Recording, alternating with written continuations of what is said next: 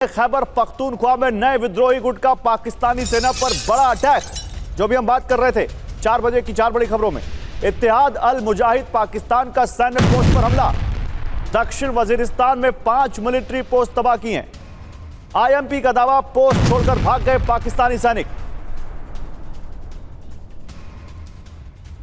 और वजीरिस्तान में पाकिस्तानी सेना को भारी नुकसान पहुंचा है।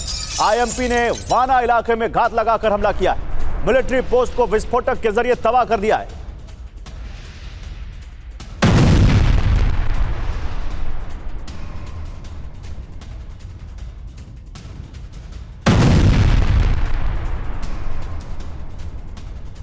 और खैबर पख्तूनख्वा में पाकिस्तानी फौज का सरेंडर।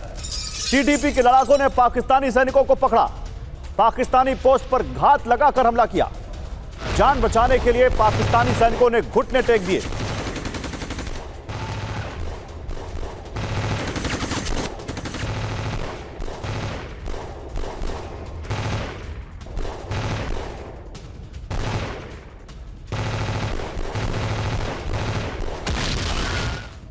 और खैबर पख्तूनख्वा में सैन्य रूट पर बड़ा हमला किया गया है।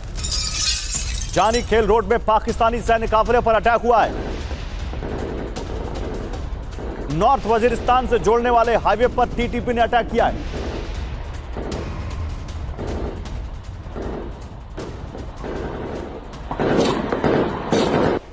अब इस पर बात करने के लिए जनरल सिन्हा के पास चलते हैं। जनरल सिन्हा, जैसा कि हमने 4 बजे की 4 बड़ी खबरों में कहा था कि खैबर पख्तूनख्वा में या वो अफगानिस्तान और पाकिस्तान बॉर्डर पर कैसे पाकिस्तान का बुरा हाल है।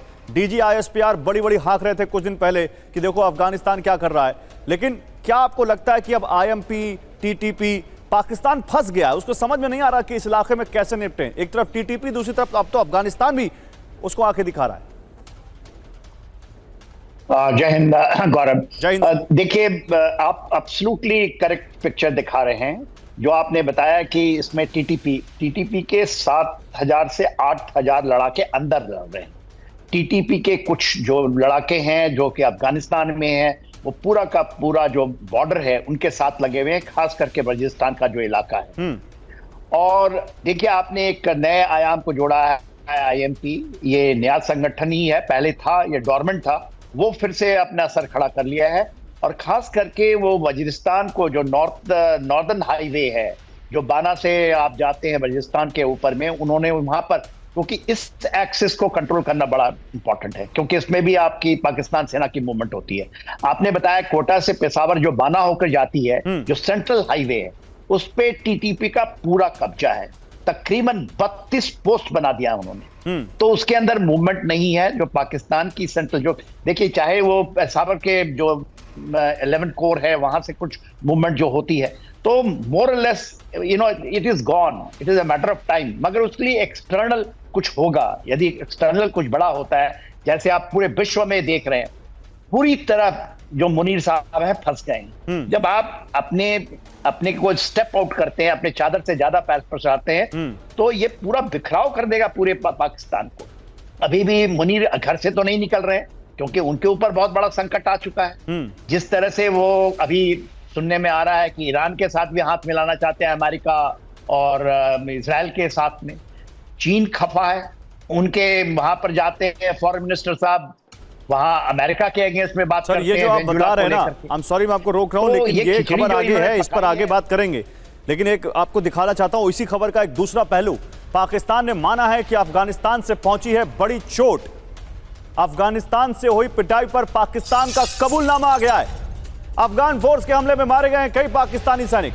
पाकिस्तान के डीजी आईएसपीआर ने मारे गए पाक सैनिकों की तस्वीर जारी की है। अफगान फोर्स का दावा, घुसपैठ के दौरान मारे गए ये पाकिस्तान के सैनिक। अफगान फोर्स के पलटवार में 25 से ज्यादा पाकिस्तानी पोस्ट तबाह हो गई। देखिए कैसे डीजी आईएसपीआर खड़े होकर उनको सलामी दे रहे हैं। लेकिन नुकसान कबूला है पाकिस्तान ने अपना। और हर दिन हो रही है पाकिस्तानी सैनिकों की मौत। ऐसा कोई दिन नहीं है जब पाकिस्तानी सैनिक मारे ना जाएं। ये हम नहीं कह रहे हैं, ये पाकिस्तान के डीजी आईएसपीआर कह रहे हैं। उनका कबूलनामा है। कमांडर से इंटेलिजेंस एजेंट तक निशाना बन रहे हैं। तालिबानी विद्रोही और अफगान फोर्स के दोहरे हमले से पाकिस्तान की सेना कांप रही है और समझ में नहीं आ रहा कि कैसे इनका सामना किया जाए। तो पाकिस्तानी सेना में कोहराम मचा हुआ है। 2025 में अफगान और पाकिस्तान के बीच 80 से अधिक सीमा संघर्ष हुआ है, 80 से ज्यादा बार। 2025 में 1235 जगहों पर पाकिस्तानी सैनिकों की मौत हुई है। 1971 के बाद पाकिस्तानी सेना को एक साल में सबसे बड़ा नुकसान हुआ है। खैबर पख्तूनख्वा में 80% हमलों में मारे गए हैं पाकिस्तान के सैनिक, और टीटीपी का दावा है कि 2025 में 58 पाकिस्तानी सैनिक मारे गए हैं। बलोचिस्तान में 2025 में 664 से ज्यादा सुरक्षा कर्मियों की मौत हुई है, और ये बलोचिस्तान पोस्ट, अरब न्यूज, तमाम मीडिया पब्लिकेशन इस बात की तस्दीक कर रहे हैं। लेकिन ग्रुप कैप्टन डीके पांडे, आपको लगता है कितने नुकसान के बावजूद पाकिस्तान सुधरने का नाम लेगा? क्या वो निपट पाएगा इस प्रॉब्लम से? निश्चित रूप से आपने जो तस्वीर दिखाने का प्रयास किया है बिल्कुल सही तस्वीर है, अदर एक्सरे रिपोर्ट है। लेकिन कहा जाता है ना कूटनीति में कि जियोपॉलिटिक्स में देश कुछ और दिखाता है, कहता कुछ और मंशा कुछ और होती है। सारा खेल ये है कि 80 जो लंच किया उसका बिल चुकाने के लिए उनको ये सब करना पड़ रहा है, क्योंकि उनको आदेश मिला है कि जाइए आप गाजा में, और अब ईरान की भी बात अभी थोड़ी देर में करेंगे कि इसमें उनका साथ दीजिए इजराइल का, जबकि पाकिस्तान पूरा इजराइल का विरोधी है। अब पाकिस्तान असीम मुनीर चाहते हैं बताना कि जिस प्रकार से हमारी पिटाई हो रही है, हमारा इसको रोकना जरूरी है। महत्वपूर्ण है कि पाकिस्तान की सेना ये जो हमारे पर टीटीपी का जो हमारे पर आक्रमण हो रहा है उसको रोके, उसका उत्तर दे, न कि हम बाहर जाए। तो हम पहले अपना देश संभालें कि बाहर जाए। तो ये एक पिक्चर ड्रॉ करना चाहते हैं। हालांकि पाकिस्तानी सेना जो है इतनी बड़ी है कि आराम से टीटीपी को आराम से कुचल सकती है, लेकिन जिस प्रकार से व्यवस्थित रूप से टीटीपी ने अपने प्रयास जारी रखे हैं, साथ में तालिबान पर जो ब्लेम कर रहे हैं, उसकी वजह से तालिबान और पाकिस्तान के बीच में काफी दूरियां बढ़ गई हैं। तो कूटनीतिक तौर पर वहां भी उनको मार खानी पड़ रही है। तो देखना यह होगा कि बलूचिस्तान का दबाव, टीटीपी का दबाव, साथ में जो चाइना और अमेरिका का कूटनीतिक दबाव चल रहा है इजराइल का साथ देने के लिए। वही बात है कि आप चौबे जी गए, छब्बे बंदे और दूबे बन के आ गए। आप बड़े उड़ रहे थे कि पाकिस्तान के जा रहे हैं आसिम मुनीर फील्ड मार्शल और ट्रंप के साथ मिल रहे हैं, लेकिन ट्रंप ने ऐसा फंसाया है कि ना इधर के रह पा रहे ना उधर के रह पा रहे। बंगाल की खाड़ी में भारत का नोटाम जारी, नेवल शिप फायरिंग एक्सरसाइज के लिए नोटाम जारी किया गया है। 12 से 13 जनवरी तक के लिए notice to air mission. Bharat के नोटाम से पाकिस्तान और चीन को टेंशन हो गई है। 12 से 13 जनवरी तक भारत ने बंगाल की खाड़ी में नोटाम जारी किया है।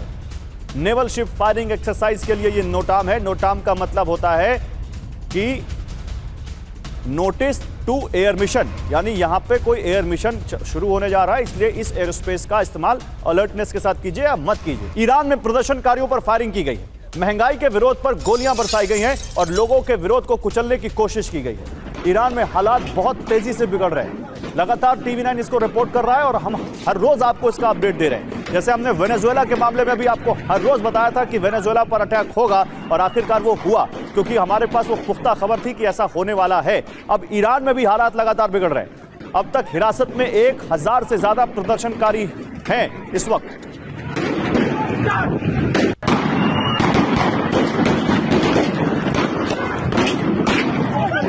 और ईरान में प्रदर्शनकारी आउट ऑफ कंट्रोल हो चुके हैं।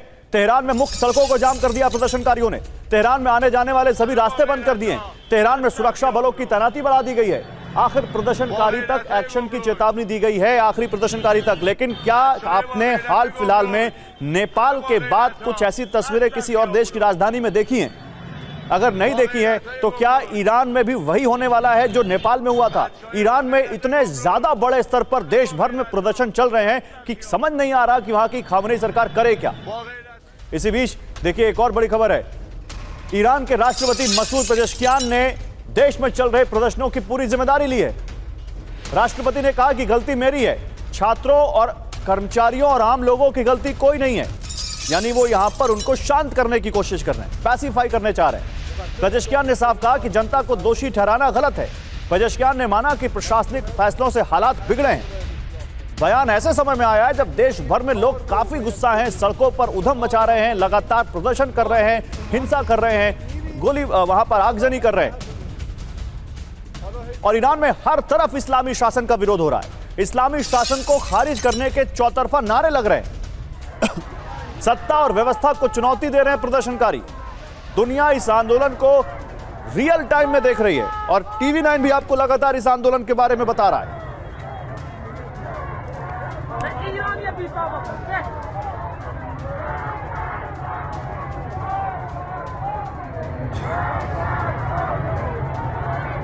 और ईरान के अब्दानान शहर में जुटी अब तक की सबसे बड़ी भीड़। बड़ी खबर, अब्दानान की सड़कों पर उतरे हजारों प्रोटेस्टर्स। सुरक्षा बलों से प्रदर्शनकारियों का आमना सामना हुआ है। भीड़ देखिए आप, भीड़ क्या हो रहा है ईरान में। अब्दानान की आबादी में करीब 75% कुर्द हैं और लगभग 20% लुर समुदाय के लोग हैं। ईरान के 25 प्रांतों में फैल चुका है सत्ता विरोधी आंदोलन।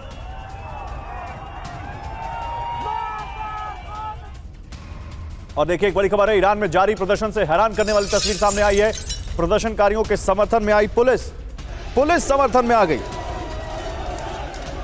पहली बार ईरान में प्रदर्शन से ऐसी तस्वीरें आई हैं।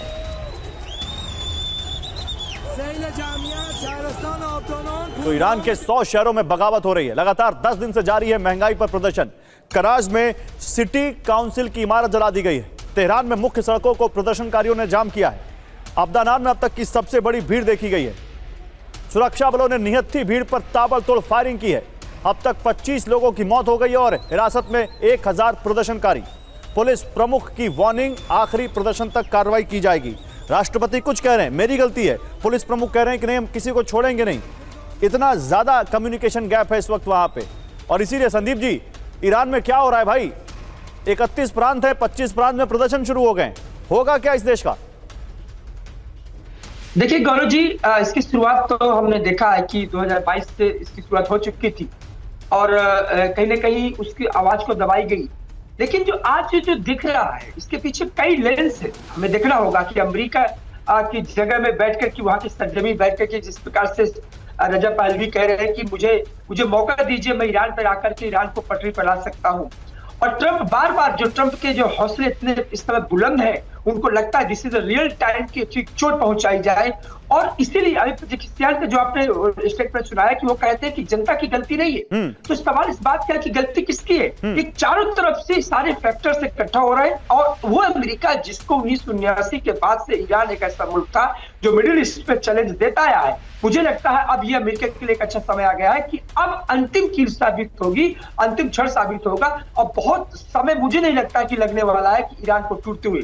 लेकिन इतना आसान नहीं है। मैं हमेशा कहता हूं कि ईरान वेनेजुएला नहीं है।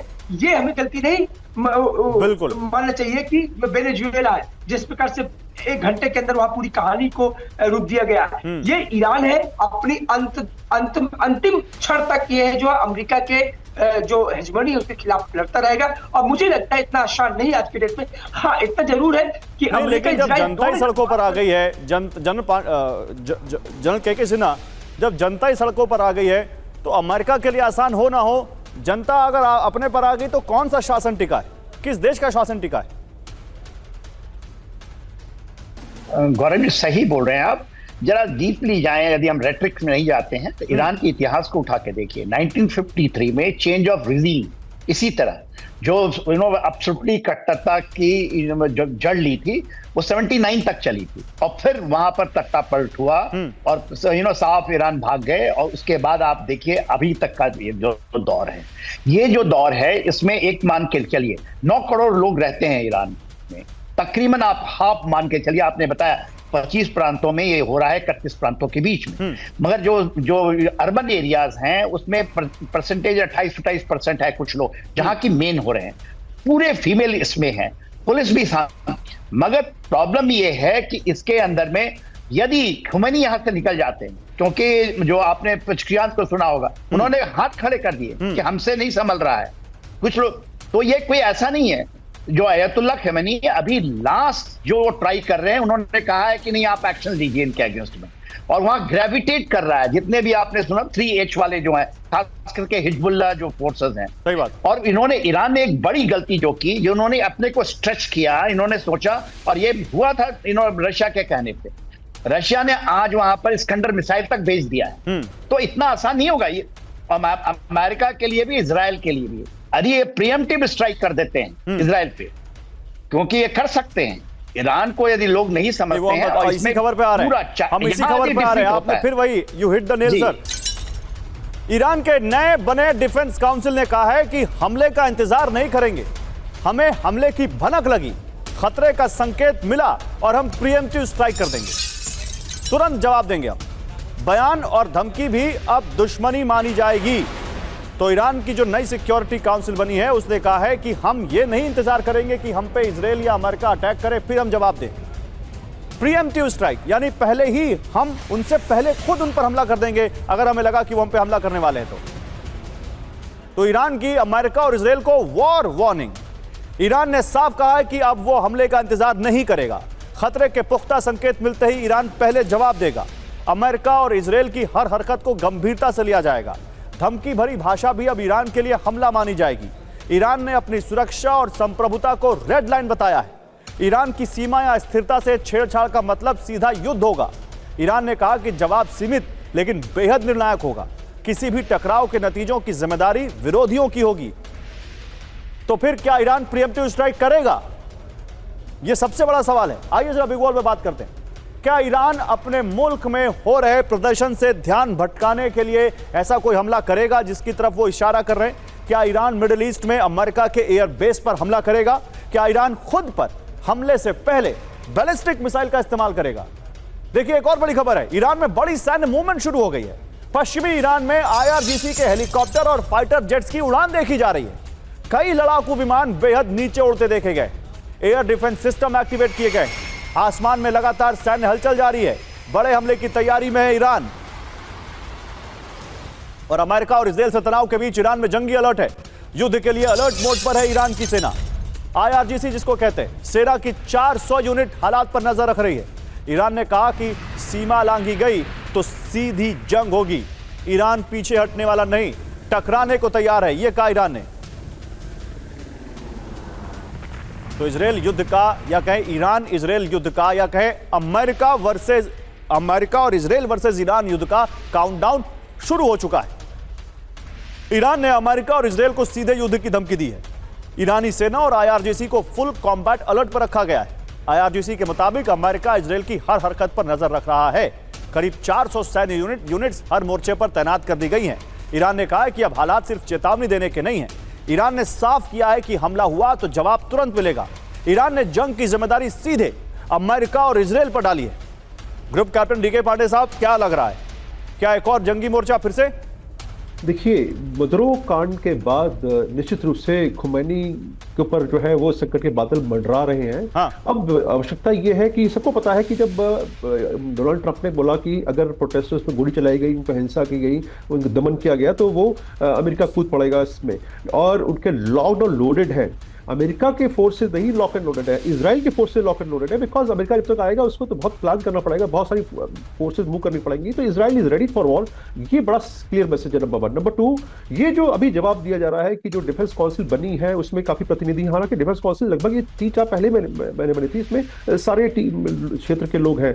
तो इसका उद्देश्य ये है कि किस प्रकार से जो वहां दंगाई है उनको कैसे मैसेज दिया जाए कि भाई हम तैयार हैं, हम लड़ाई करने जा रहे हैं। जबकि सबको पता है कि उनकी तैयारी क्या है, उनके पास क्या असला है, क्या उनकी शक्ति है, सैन्य शक्ति है, सबको पता है। तीसरी खबर यह भी आ रही है कि खुमैनी को वहां से जाने की तैयारी होनी है। शायद वो रशिया चले जाए, क्योंकि उनको पता है कि जो आक्रमण होगा बहुत जबरदस्त होगा। इजराइल अटैक करेगा, उसके बाद अमेरिका भी साथ में कूद पड़ेगा। और जब से ये ट्रंप के मुंह में खून लगा है, उसके बाद से वो क्या करेंगे किसी को पता नहीं। और चौथी बात जो मैं जोड़ना चाहूंगा कि जो बातें हो रही है कि लैटिन अमेरिकन देशों पर अटैक होगा, ग्रीनलैंड पर अटैक होगा, वो भी एक साइकोलॉजिकल वॉरफेयर का हिस्सा है, ताकि पूरा विश्व सोचे कि ईरान के बारे में बात नहीं हो रही है। लेकिन ईरान अगला युद्ध अगर कोई भी होगा, कहीं भी अगर विस्फोट होना है तो वो ईरान के क्षेत्र में ही होना है। मतलब कहीं पर निगाहें, कहीं पर निशाना।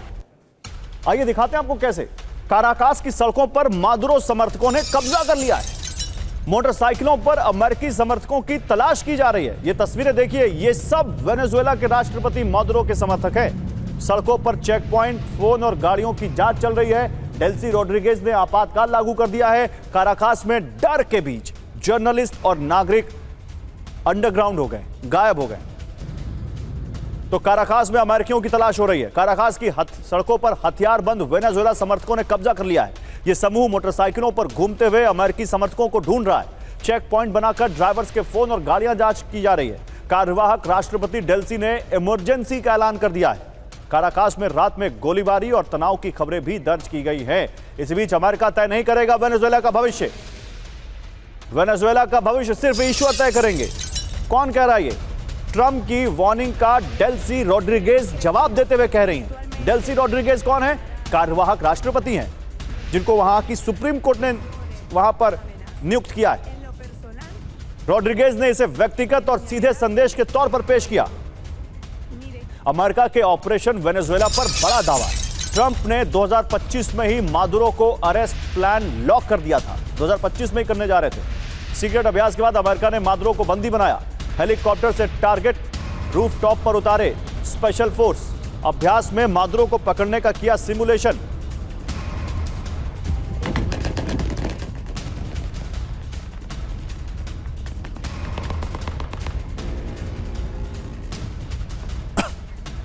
देखिए ये ट्रंप उस वक्त की तस्वीरें हैं ट्रंप की, जब वो ऐसा ही कोई एक रिहर्सल, एक अभ्यास देख रहे थे कि जब मादुरो को पकड़ने जाएगी अमेरिका की डेल्टा फोर्स तो कैसा वहां पर होगा माहौल, कैसे वहां पर अमेरिका की फोर्स रिएक्ट करेगी, कैसे उसको रेजिस्टेंस का सामना करना पड़ेगा, कैसे मादुरो को वहां से अपडेट किया जाएगा। ये सब देखिए यहां पर रिक्रिएशन किया गया है अमेरिका में और ट्रंप देखते हुए उसको।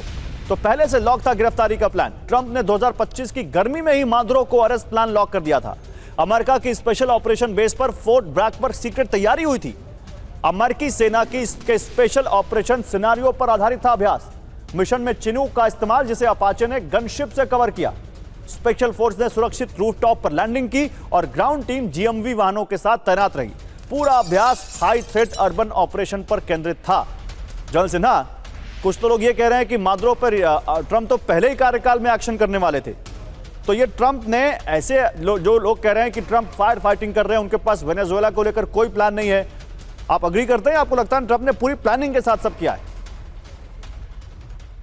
देखिए, किया तो प्लानिंग के साथ ही है। जैसा बिल्डअप उन्होंने अब अगस्त से ही शुरू की थी, अगस्त से बिल्डअप आप यहां देखेंगे 21वीं सदी का सबसे बड़ा बिल्डअप है। वहां पर पूरे फोर्सेस इंक्लूडिंग 15,000 जो उनके मेरीन हैं, स्पेशल डेल्टा फोर्सेस हैं, और उन्होंने इसका रिहर्सल किया। और रिहर्सल को ऐसा नहीं था, यदि आप 1990 को देखेंगे, 89 की बात है, 20 दिसंबर 89 पनामा में उन्होंने ऐसा ही किया था, और इससे 36 साल पहले। तो ऐसा कुछ नहीं है, दे रिपीट द थिंग, बिकॉज जब वो ग्रीनलैंड की बात करते हैं तो पुराने चैप्टरों को उठा करके फिर उसको करना चाहते हैं, और उन्होंने किया क्योंकि ये कैपेबिलिटी उनके पास में है। जिस तरह से उन्होंने सप्रेस किया, और ये मान के चलिए वहां की जो एयर डिफेंस सिस्टम थी वो रशियंस भी थी और चाइनीज थी, और एब्सोल्युटली लेटेस्ट है वो, मगर उनको सप्रेस करना और ये करना, मैं उसको अच्छा मानता हूं मेरे मिलिट्री पॉइंट ऑफ व्यू से, क्योंकि उनकी एक सक्सेस है, उनकी सफलता है। मगर आप ऐसे करेंगे, उनके पास कोई प्लान नहीं है। और आप देखिए, आज की खबर आ रही है वहां ऑलरेडी रशियन सबमरीन्स पहुंच चुके हैं, एंड चाइना विल नॉट। यदि उन्होंने छोड़ दिया वेनेजुएला को अपने इस पे, और वहां की आपने अभी बहुत बताया कि डेल्सी नहीं मान रही। डेल्सी इज जो वहां मादुरो की पूरी सपोर्टर है। कोई कह रहा था कि वो कंप्रोमाइज हुई है वो, और खास करके जो बोरिवेलियन वहां के जो है वो 50 लाख लोग हैं वो, एंड दे आर डेडली। ये इनके लिए वियतनाम साबित होगा। पूरी कंपनियां देखते हैं सर, लेकिन फिलहाल तो ट्रंप जो कह रहे हैं उससे तो लगता है कि ट्रंप के पास और वेनेजुएला को लेकर कुछ ज्यादा प्लान है नहीं, जैसा कि तमाम लोग कह रहे हैं। क्यों, मैं आपको बताता हूं। ट्रंप के पास वेनेजुएला में आगे का रोडमैप नहीं है। वेनेजुएला को लेकर अमेरिकी सांसदों का दावा, ट्रंप प्रशासन हर दिन के आधार पर फैसले ले रहा है। वेनेजुएला में अमेरिकी सेना को उतारने का प्लान नहीं है। ट्रंप वेनेजुएला के ऑयल सेक्टर पर कंट्रोल का दावा कर रहे हैं, लेकिन ऐसा कुछ हुआ है ऐसा फिलहाल दिखता नहीं है। तो वेनेजुएला में आगे का रोडमैप नहीं है ट्रंप के पास। आइए आपको एक सिलसिलेवार तरीके से समझाते हैं। मादुरो की गिरफ्तारी के बाद वेनेजुएला पर ट्रंप के पास कोई योजना नहीं। अमेरिकी सांसदों के मुताबिक प्रशासन के पास आगे का रोडमैप नहीं है। संसदीय ब्रीफिंग के दौरान नीति निर्माता अनिश्चितता स्वीकार कर चुके हैं। वेनेजुएला में ट्रंप प्रशासन दिन प्रतिदिन के आधार पर फैसले ले रहा है। वेनेजुएला प्लान पर अमेरिका के वरिष्ठ डेमोक्रेट हकीम जेफरीज का यह दावा है। ट्रंप का वेनेजुएला को सुरक्षा और उसके ऑयल पर कंट्रोल का दावा है। सांसदों ने कहा कि अब वेनेजुएला में अमेरिकी सेना उतारने का कोई प्लान नहीं। तो प्रेसिडेंट ट्रंप के पास प्लान हो ना हो, लेकिन उनका खौफ जरूर है, और प्रेसिडेंट ट्रंप का खौफ अब सामने आ गया है। प्रेसिडेंट ट्रंप को इंपीचमेंट का डर है, यानी प्रेसिडेंट ट्रंप को खौफ है। उनके पास प्लान हो ना हो, उनके दिल में खौफ बैठ गया है। ट्रंप ने कहा कि मिड टर्म चुनाव नहीं जीता तो चलेगा महाभियोग। इस साल नवंबर में होने वाला है मिड टर्म चुनाव। ट्रंप पहले ही 2 बार कर चुके हैं इंपीचमेंट का सामना। इंपीचमेंट को, ट्रंप को क्या इंपीचमेंट का डर है? वेनेजुएला नीति पर विपक्ष के जांच और दबाव का असर दिख रहा है और यह बढ़ा सकता है। कांग्रेस में हार हुई तो ट्रंप के टैरिफ फैसलों को रोकने की कोशिश होगी। ग्रीनलैंड जैसे विस्तारवादी प्लान पर कांग्रेस अड़ंगा डाल सकती है। बजट और फंडिंग नहीं मिलने से विदेश नीति कमजोर पड़ सकती है। विदेश नीति में ट्रंप को एक तरफा फैसले लेने में मुश्किल होगी। मिड टर्म हार से ट्रंप का दूसरा कार्यकाल सीमित हो सकता है। मिड टर्म जीत सुरक्षा कवच होगी क्योंकि हारने पर खुद को नहीं बचा पाएंगे ट्रंप। उधर इंपीचमेंट होता क्या ये भी जान लीजिए। महाभियोग, राष्ट्रपति को पद से हटाने की एक कानूनी प्रक्रिया होती है। इंपीचमेंट की शुरुआत यूएस संसद के निचले सदन से होती है। हाउस आरोप तय करता है और सेनेट फैसला सुनाती है। महाभियोग के तहत दोषी साबित होने पर राष्ट्रपति पद से हट सकते हैं ट्रंप। इंपीचमेंट राजनीतिक और कानूनी दोनों तरह की कार्रवाई होती है। हालांकि 2 बार सामना किया और दोनों बार वो बच गए हैं। तो संदीप जी, इंपीचमेंट से ज्यादा मुझे लगता है ट्रंप को इस बात का डर है कि कहीं अगर उनके ये फैसले गलत साबित हो गए तो उनके जो खुद के सपोर्टर है, मागा सपोर्टर, उनको वो क्या कहेंगे? ठीक कह रहे हैं कि देखो जिस प्रकार से ट्रंप जिस तानाशाही पर उनका जो रवैया दिख रहा है, अब मुझे लगता है कि इतिहास में पहली बार ऐसा होगा कि अप्रैल 1949 के बाद जो नाटो बना था, आखिर आर्टिकल 5 नाटो का आज क्या कह रहा होगा? सामूहिक सुरक्षा, collective security, attack on one member will consider attack on all. क्या होगा? 30 वर्सेस 2, 30 कंट्री, यूरोपियन कंट्री है। एक जो दहशत है, देखिए ट्रंप ने क्या किया है कि पूरे आईआर इंटरनेशनल रिलेशंस के कंसेप्ट को उसने ध्वस्त कर दिया। इसने अमेरिका की न्यू को ध्वस्त कर दिया है। अमेरिका में इस बात को लेकर बेचैनी है कि जिस डेमोक्रेटिक क्रेडेंशियल उदारवादी चेहरा को लेकर अमेरिका दुनिया में राज करता था, ट्रंप ने उसको दर बदर उसको पूरी तरीके से छिन्न-भिन्न कर दिया। आज यही कारण है, आप समझिए कि डेनमार्क कह रहा है कि हम लड़ाई लड़ेंगे अमेरिका से। किससे लड़ेंगे? नाटो का मेंबर नाटो से लड़ रहा है। इतिहास में कभी ऐसा हुआ नहीं है। मुझे लगता है कि ट्रंप की जो सनक है, उस सनक का जवाब अमेरिका की जनता खुद देगी। जैसा भी आप कह रहे थे कि ईरान की जनता लड़ रही है, तो ये देखिए प्लांटेड है। जब जनता लड़ती है तो अभी हमने वेनेजुएला को देखा। कुछ दिन पहले कहानी चल रही थी कि वेनेजुएला में एक धोखा हुआ है उसके मदुरो के साथ, वहां विश्वासघात हुआ है। मुझे नहीं लगता आज जैसे जनता सड़कों पर है। वाइस प्रेसिडेंट ने जो संभाला मोर्चा, उसने कहा कि ईश्वर तय करेगा, अमेरिका तय नहीं करेगा। तो ये जनता जो होती है, रियल मूड ये होता है। और मुझे लगता है कि पिछले 2 साल से जो हम स्पेशली ट्रंप आने के बाद से जो देख रहे हैं, अमेरिका में इस बात को लेकर कि बेचैनी इस बात है कि अब सवाल ये है कि फिर ट्रंप का ये डर क्या सच साबित हो जाएगा क्या? आइए देखिए, अमेरिका से जुड़ी या उनके ट्रंप के दावे से जुड़ी एक और खबर दिखाता हूं मैं। वेनेजुएला के ऑयल उत्पादन पर अमेरिका का कंट्रोल होगा। ट्रंप ने वेनेजुएला के अंतरिम राष्ट्रपति डेल्सी रोड्रिगेज के सामने एक शर्त रखी है। रोड्रिगेज के सामने कच्चा तेल बेचने में अमेरिका को प्राथमिकता देने की शर्त रखी है। ट्रंप ने पहले दिन बोल दिया था ये। चीन, रूस, ईरान और क्यूबा से रिश्ते तोड़ने का दबाव है। वेनेजुएला की पूरी विदेश नीति बदलने की अमेरिका की कोशिश है। तो ऑयल उत्पादन से पहले अमेरिका की शर्तें, वेनेजुएला सिर्फ अमेरिका के साथ तेल साझेदारी करे, भारी क्रूड बेचते समय अमेरिका को प्राथमिकता दे, चीन, रूस, ईरान और क्यूबा से रिश्ते खत्म करे वेनेजुएला, तेल उत्पादन फिर शुरू करने से पहले सभी शर्तें माननी होंगी, ये सूत्र बता रहे हैं। तो क्या ट्रंप वेनेजुएला की विदेश नीति भी बदल देंगे? वेनेजुएला से दुनिया के सभी देशों को बाहर निकालने पर ट्रंप का फोकस है। ट्रंप वेनेजुएला के भविष्य में निर्णायक भूमिका चाहते हैं। ट्रंप की तेल की कमाई से नई व्यवस्था चलाने की तैयारी है। तेल उत्पादन दोबारा शुरू करने से पहले ये शर्तें रखी गई हैं। और वेनेजुएला के लिए नए नेतृत्व को रूस का समर्थन मिला है। वेनेजुएला में जो नया नेतृत्व आया है डेल्सी रोड्रिगेज का, रूस ने इसको समर्थन दिया है। रूस ने कहा कि वेनेजुएला की संप्रभुता का सम्मान जरूरी है। मॉस्को ने डेल्सी को अंतरिम राष्ट्रपति के रूप में स्वीकार किया। समस्या का समाधान बातचीत और शांति से हो, यह कहा रूस ने। वेनेजुएला को आवश्यक समर्थन देने के लिए रूस तैयार है। और चीन का अमेरिका के साथ कानूनी जंग का ऐलान, कानूनों के जरिए की जाएगी आर्थिक हितों की रक्षा, यह कहा है चीन ने। चीन अपनी सुरक्षा के लिए अंतर्राष्ट्रीय कानूनी कार्रवाई करेगा। अमेरिका दुनिया का पुलिस बनने की कोशिश ना करे, यह कहा है चीन ने। सभी देशों की स्वतंत्रता और कानून का पालन जरूरी है, यह भी कहा है अमेरिका ने, चीन ने।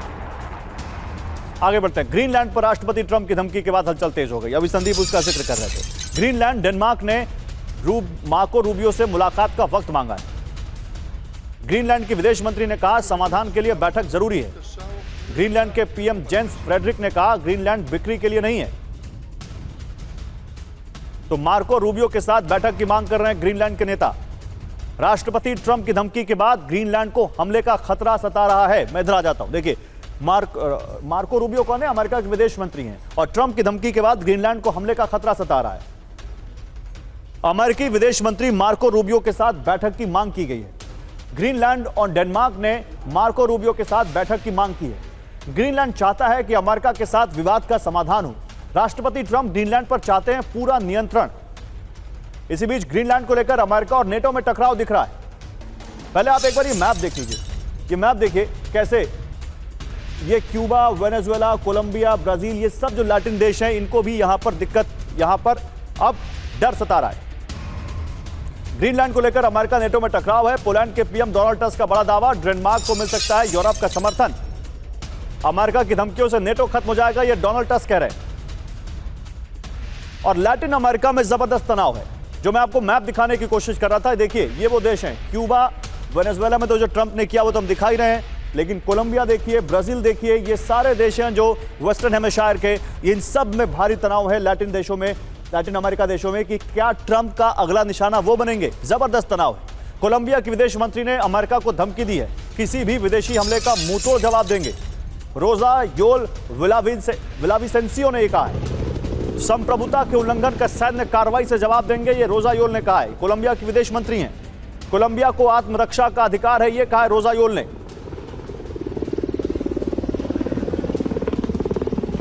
तो ट्रंप को कोलंबिया की धमकी, अमेरिकी सैन्य एक्शन का मुंहतोड़ जवाब देने की बात कही रोजा योल ने। कोलंबिया ने कहा संप्रभुता का उल्लंघन बर्दाश्त नहीं करेंगे, किसी भी सैन्य एक्शन का करारा जवाब देने का ऐलान किया उन्होंने। खैबर पख्तूनख्वा में पाकिस्तानी सेना पर बड़ा हमला हुआ है। खुर्रम में पाकिस्तानी सैन्य काफिले पर टीटीपी का गुरिल्ला अटैक। खमानी चेक पोस्ट पर हमले में 5 पाकिस्तानी सैनिकों की मौत हो गई। हमले में पाकिस्तानी कमांडोज की मौत की भी खबर है। लेकिन इसी बीच खबर यह भी है कि खैबर में पाकिस्तानी नेता पर जानलेवा हमला किया गया है। इमरान की पार्टी पीटीआई के नेता फिदा मोहम्मद खान की गाड़ी पर अटैक हुआ है। बन्नू इलाके में कार्यालय के बाहर गाड़ी पर आईईडी अटैक हुआ है। हमले में बाल बाल बची पीटीआई नेता की जान, गाड़ी के तो परखच्चे उड़ गए, आप देख सकते हैं। इसी बीच बलूचिस्तान में पाकिस्तानी सेना और स्थानीय लोगों में हिंसक झड़प देखने को मिली है। बमपुर प्रांत में आम लोगों पर पाकिस्तानी सुरक्षा कर्मियों की फायरिंग, बच्चों और महिलाओं की मौजूदगी में यह गोलीबारी की गई। बलूचिस्तान में पाकिस्तानी फौज का विरोध, बलूचिस्तान में पाकिस्तानी फौजियों का जनता विरोध कर रही है। पाक फौजियों को बलोच लोगों ने खदेड़ दिया। पाकिस्तानी सेना को इलाका खाली करने की चेतावनी दी। पाकिस्तानी सैनिकों पर जबरन घुसपैठ का आरोप है।